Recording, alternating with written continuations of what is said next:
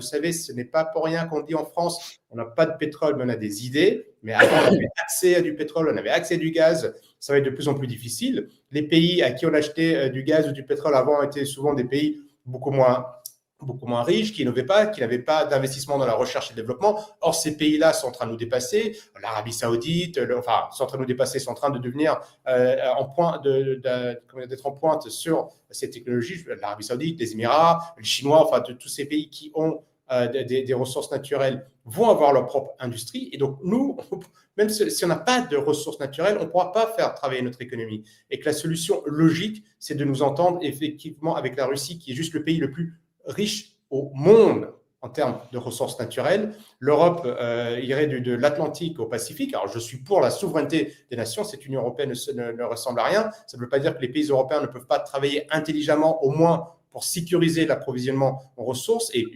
défendre notre civilisation, notre culture. Ça me semble tout à fait logique. Vous savez, et ça serait une source de stabilité aussi pour l'Europe. On voit quand même la guerre revenir, l'instabilité. Chateaubriand disait que la Russie et la France, notamment, avaient qu'on n'avait pas de guerre en commun, on n'avait pas de concurrence, on n'était pas concurrents de manière, d'un point de vue commercial. On avait des ennemis en commun, et il disait à l'époque que les Tuileries, que les Tuileries parlent à Saint-Pétersbourg et tout se passera bien en Europe.